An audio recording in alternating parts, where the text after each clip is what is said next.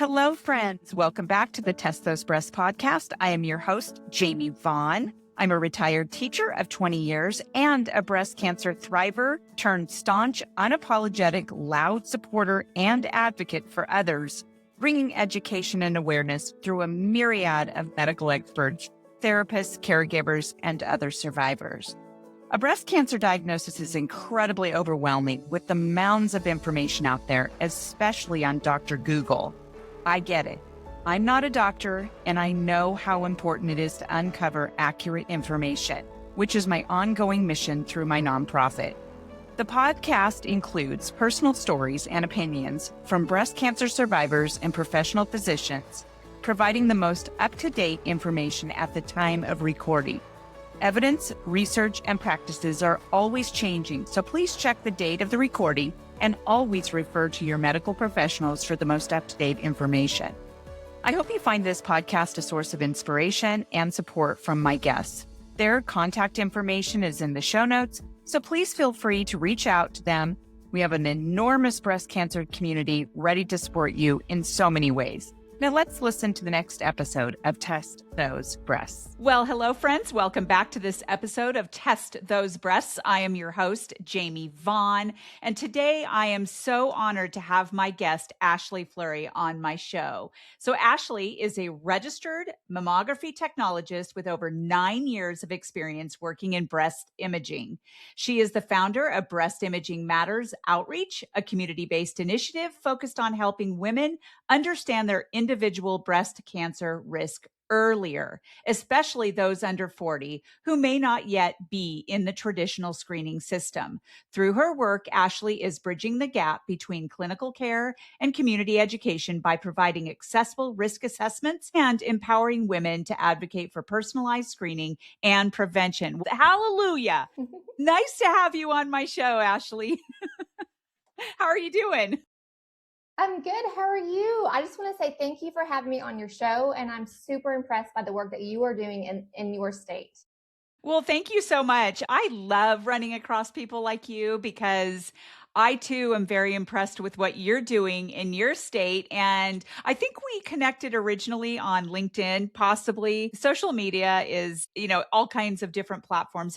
It's so amazing to run across people who are filling gaps in their own community. And you and I do a lot of the same work other than breast imaging. I don't do that, but I am out there educating people in our community, especially younger folks, because, so many young women are being diagnosed in their 20s and their 30s, and they're just like blown away because they didn't even know what to even look for or that they were even at risk, right? So it's important. Yes, absolutely. Absolutely. Well, I would love to get into learning a lot more about you. Can you start by telling us a little about who you are and what you do? Sure. So I'm a Mammotech. I've been in there for almost a decade now in radiology. So I'm a Mammotech on a mission. I'm moving from the hospital side to the advocacy side in the community. And I'm super excited to take everyone along with me and kind of document this journey. That's super fun because I have met a few different people in the United States where they were sort of in the same kind of realm that you're in, whether it be breast imaging or oncology specific to breast cancer awareness and screening and things like that, where they stepped away from what they were doing because they saw a need that needed to be filled, and here you are. And that's a pretty big step for you. That's kind of, I would imagine it's kind of scary in a way, with this, it's comfortable. It's something that you've always done. And then you're kind of going out into the world of, wow, what's going to happen? Correct. It's a big learning curve, but I'm here for it. Yes. Okay, good. Well, good. What is in your current role? What do you usually do day to day, and what are you seeing day to day? Sure. So I still work at the hospital, kind of PRN. But then when I'm not in the hospital, I'm doing those community assessments and building those partnerships with the community. So right now we're at the beginning stages and it's almost like a puzzle. I have to kind of link all those puzzle pieces together and create a navigation system for those high risk women that we are assessing and determining high risk. I'm just kind of laying out those partnerships. That way we can have those referral pathways and I know which direction and where to send those ladies. So right now, that's just kind of where I'm at now, is building those community partnerships and just kind of laying out the infrastructure of the nonprofit. I love that you and I are doing literally the same thing at the same Yes. time. And, I've been meeting with so many different people for the past 3 months. Every single week, my calendar is filled. I go and meet with them for coffee or lunch to tell them about my new initiative and building those relationship with community members. And it's just, I feel like that's kind of the fun part of all of this, right? And how Yes. people are excited and they're probably telling you, wow, you are exactly what we need in this community. And it feels good to be doing what we're doing. I love that. Love it. Sure. So I know your story is very personal. Can you share what led you to this work? Because that part is really important. Absolutely. So, like I said, I've been a mammotech for a while. What got me into mammo was diagnosed with breast cancer. And once you graduate X-ray school, you can stick in X-ray, or you can go into different modalities. And so, with my family history, I thought, why not? I wanted to go in, see if I enjoyed it, and I fell in love with it. So I've been in mammo for a while, but then my mom was diagnosed as well. So it's almost like a God thing that he kind of puts you in situations and where you are in your life. And then when you step back and look at the bigger picture, you're like, oh man, that's why I did all of this, is to be in those certain situations when they happen. Yeah, that is a very powerful reason, and that you're taking that experience and just giving back to the community to try to make things better, right? And Yes, absolutely. a lot of times I actually wonder, why was I given breast cancer and why am I in the space that I am now? Because I retired. I was a school teacher for 20 years and always loved education, always loved, helping other people. And I look back and think, gosh, okay, so I retired and then all of a sudden I get this breast cancer, and here I am a few years down the road with a Right. nonprofit, a podcast, going into the community and educating other people. So I love Yes. that it is so personal to you as well. Not that your aunt got breast cancer, but that you're here and you're helping. Thank you for Yes. that. You mentioned your mom's diagnosis. How did that impact the way you approached your own health? Well, so my mom was diagnosed in her 50s, actually. So she was genetically tested, which I'm super thankful that she did go ahead and get that test. But then I started to question, well, what if I was the genetic carrier as well? So my mom, she was diagnosed and she has a TP53 gene.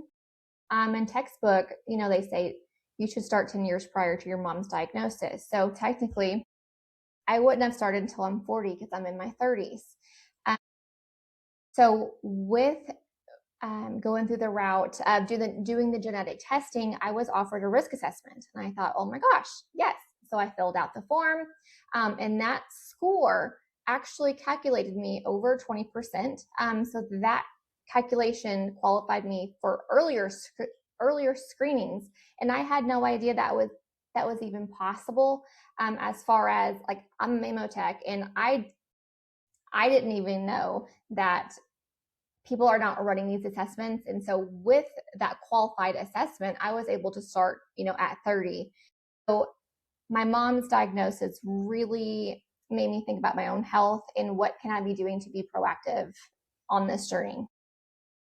Okay, so that is really such an important thing for young women to do, especially if they know that there is a gene in their family. Like for me, I didn't have a gene. And there are so many people. I mean, most people don't have the gene and they get breast cancer, right?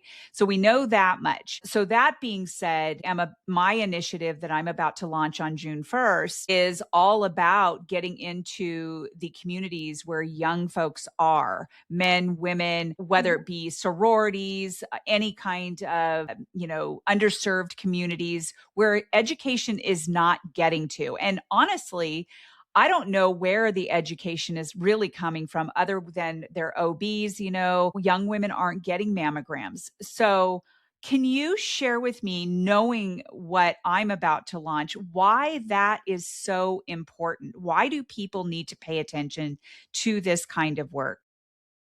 Oh, absolutely. So the why is 70 to 80% of breast cancer patients, they report no family history of breast cancer. So that is why assessment matters, because it goes into an umbrella of things. It's not just breast cancer. It's, have you had any kids? When did you start your menstrual cycles? When did you go through menopause? Do you have any Ashkenazi Jewish heritage? There's just a lot of questions in that assessment that really that goes into that calculation. So it's not just family history breast cancer. So it's very important. All the other cancers that increase your risk of breast cancer, just having that calculation, the ACR recommends at 25, if you are Black or you have Ashkenazi Jewish heritage, that you run that assessment, because we do know that the Black community, they are more susceptible to more aggressive, younger, and diagnosed younger with the cancer. And so it is very important that the younger community, they do this risk assessment, because that's not being done until their very first mammogram at 40. So it's extremely important that the younger community actually just take the time and get this risk assessment done. Okay.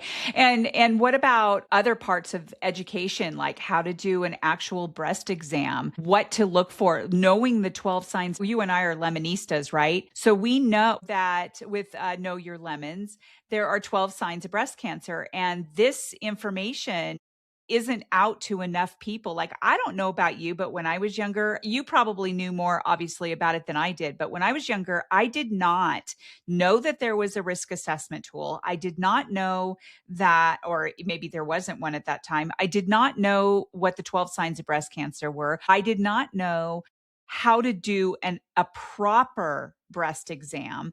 So that too is equally as important for someone like us to go into the community and educate these younger people. Absolutely. That right there, that is a gap that we are missing.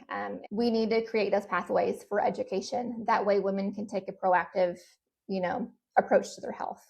Right. I want to ask you something. This is totally, we didn't even talk about this. Well, we might have. I just interviewed someone recently, Dr. Robin Roth. I don't know if you know who she is. She's with the Booby Docs. And if you don't know Oh, who she yes. is, yes, she's so great. Yes. She wrote a book called the Everyone Has Boobies, and it's for kids. But we talked Yes. a couple of weeks ago. Actually, her episode will be releasing tomorrow, Tuesday, May 12th. Episode 116, but we talked about the myths about mammograms and about how mammograms cause cancer. This has been going around for like I'm like blown away about how many times I see that. What are your thoughts on that? I'm curious. So there's good and bad in everything, right? So we have very high survival rates because of mammography. And mammography has been the golden standard. So to hear kind of all of the, oh, don't go get a mammogram, it's too much radiation. We have to think there's CT, there's just regular x-ray, there's flying on a plane that you get radiation going on a plane.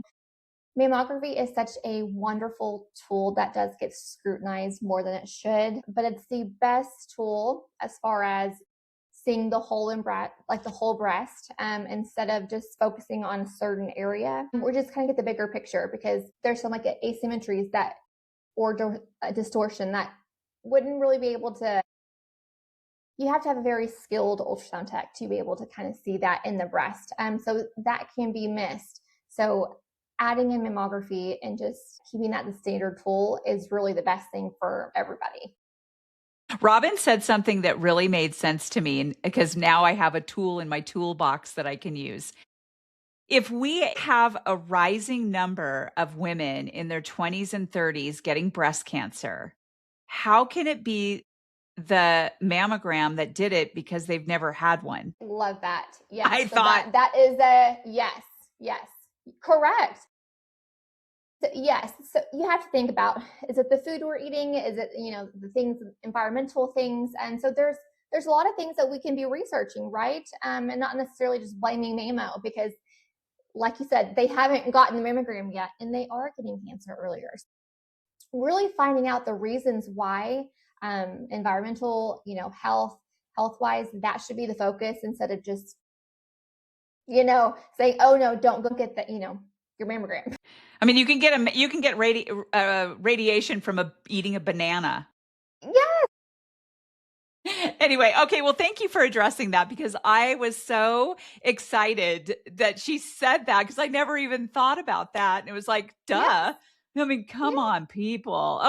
What do people assume is happening in a routine doctor's visit that actually isn't? That's a good question. So if you're like me, again, I'm a mammotech.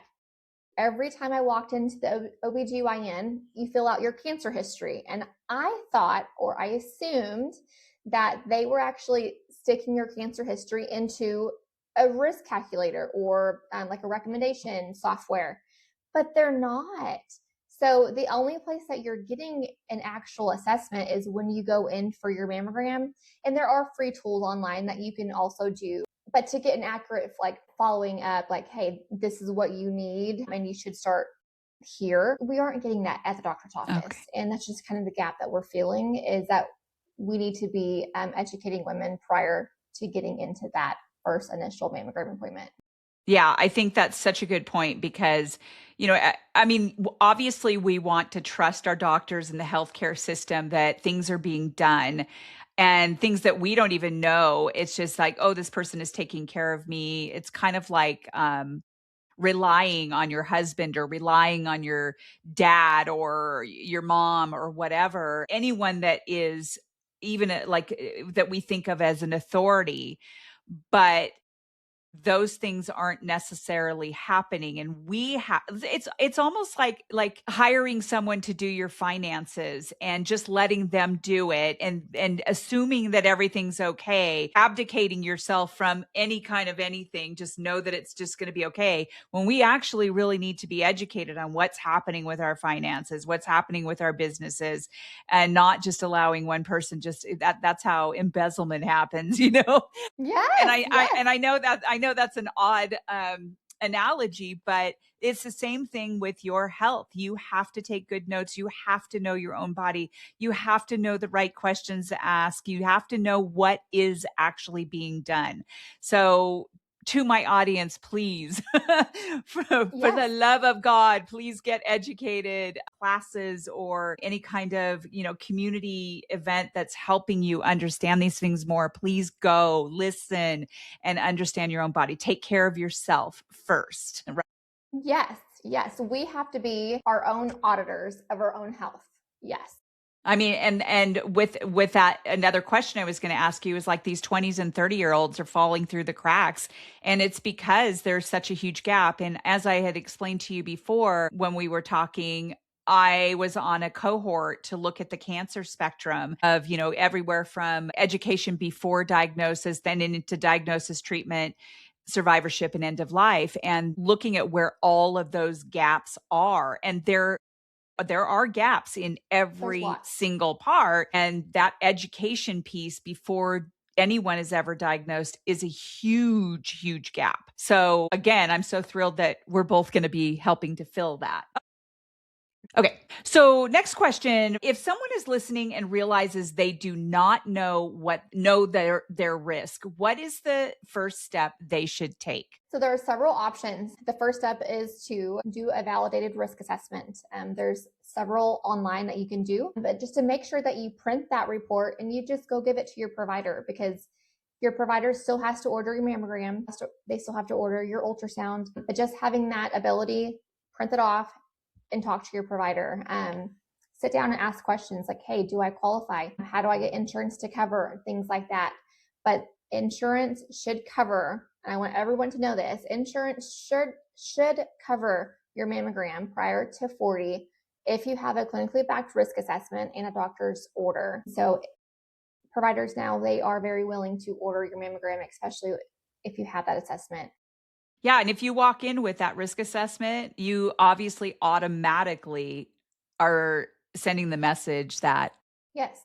I know my stuff. Yes. Correct.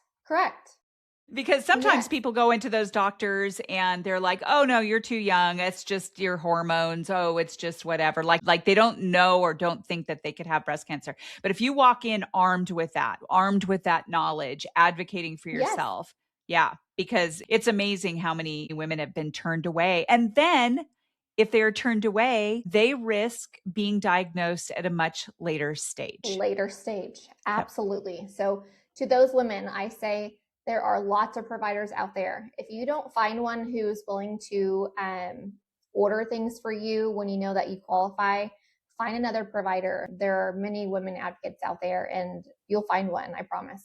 And it is okay to, so to speak, fire your doctor. It is okay to walk 100%. away. Yeah, yeah. I mean, they essentially work for you. Correct. Yes. But it is kind of hard sometimes for especially women to use their voice, to someone It that is. they think of as an authority. It's just hard to use your voice sometimes. I'm encouraging people, and I know you are too, to use that voice and Absolutely. do it shaking, do it scared.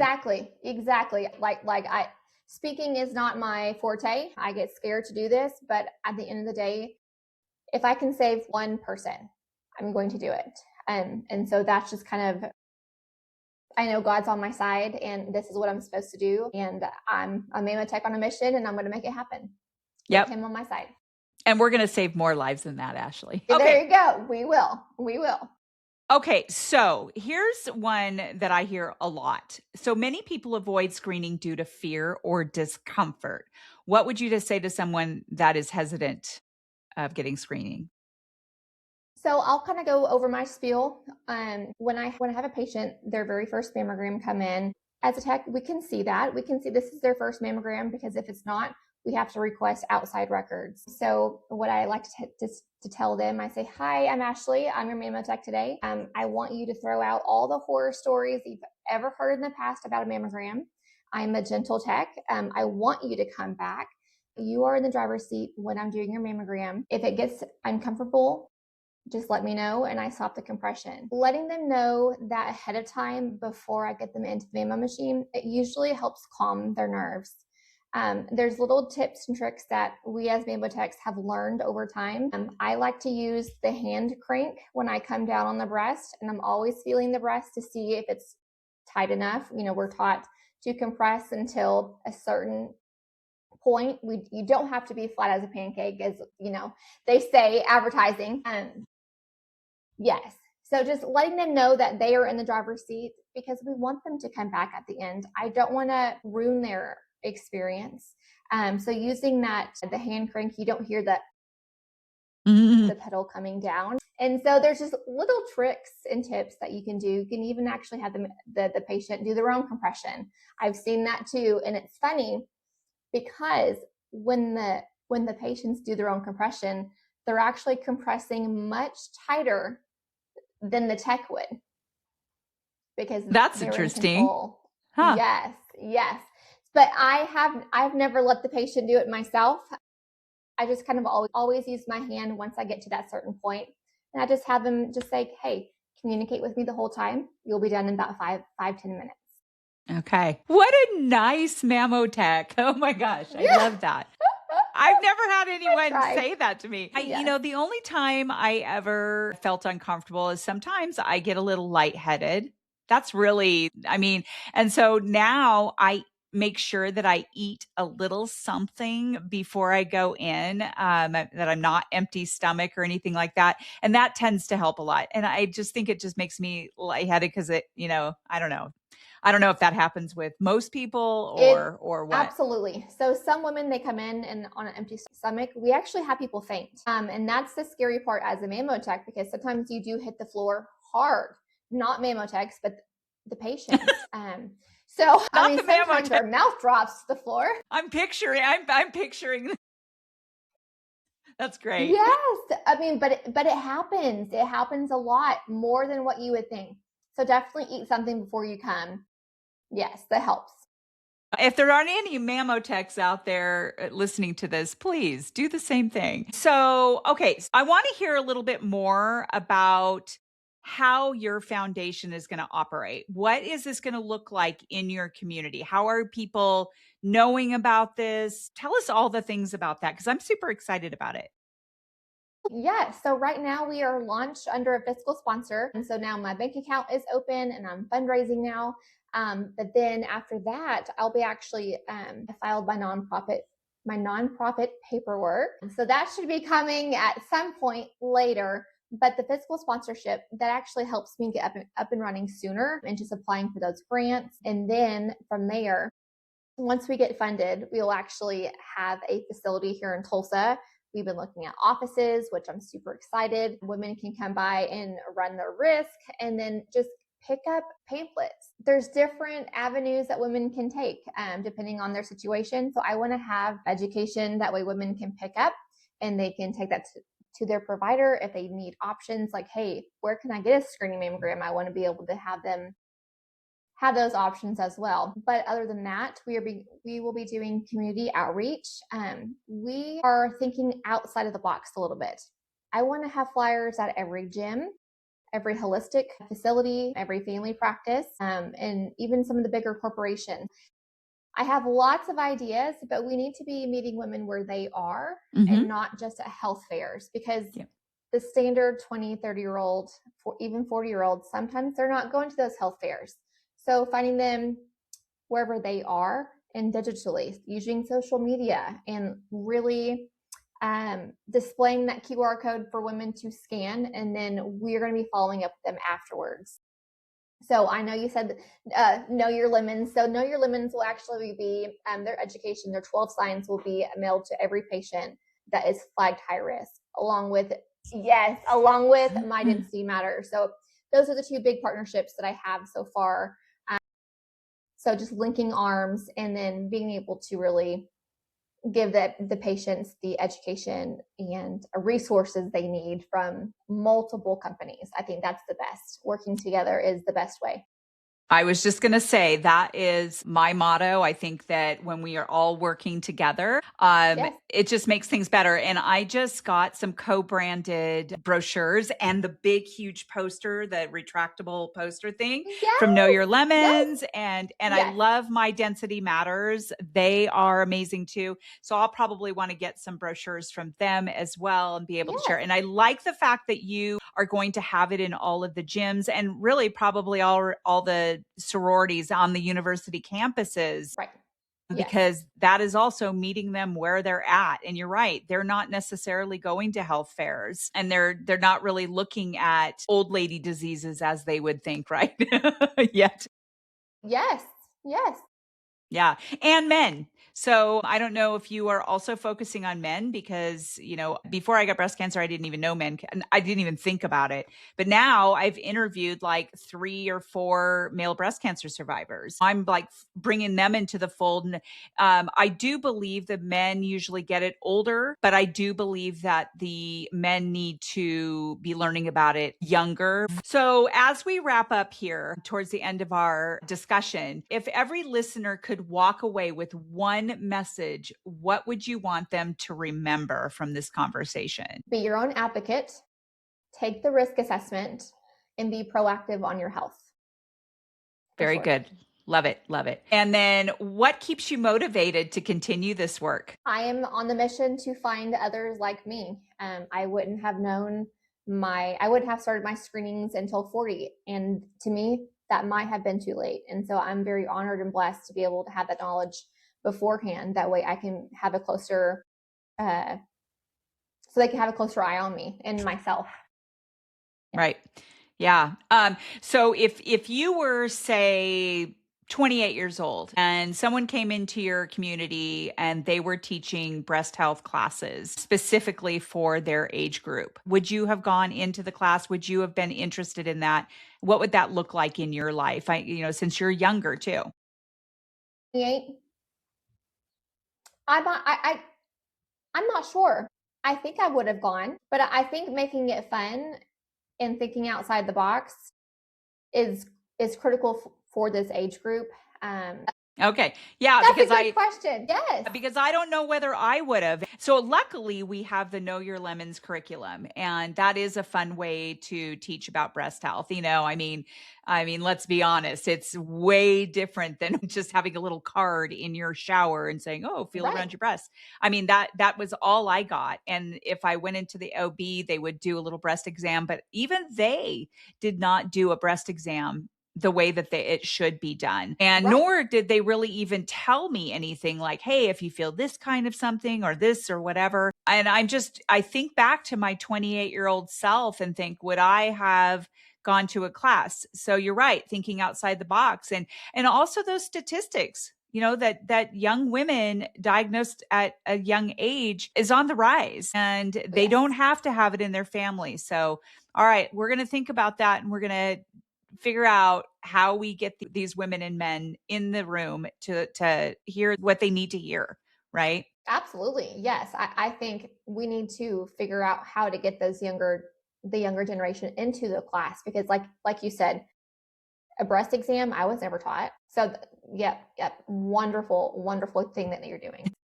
All right. Well, thank you so much. I am really impressed at what you're doing as well. And I'm really looking forward to staying in touch, updating each other on how it's going. I've got a launch on June 1st. And what that's going to look like is I'm having the community come together, sort of a soft launch, come together for a free breast health class. I'm going to show the community what it's going to look like in action. And then I will share, this is the MBA, My Best Act, and then tell people how they can get involved. And so I'm looking forward to your whole launch and all the things. Well, thank you. Yes, I'm super excited, and we will be continuing to talk and work together, even from a different state. This is super exciting. Yes. Yes, I love that. Well, thank you very much, Ashley, for joining us. And to my audience, thank you so much again for joining us on this episode of Test Those Breasts. And we will see you next time on the next episode. Bye for now. Yeah. Friends, thank you so much for listening to this episode of Test Those Breasts. I hope you got some great, much needed information that will help you with your journey.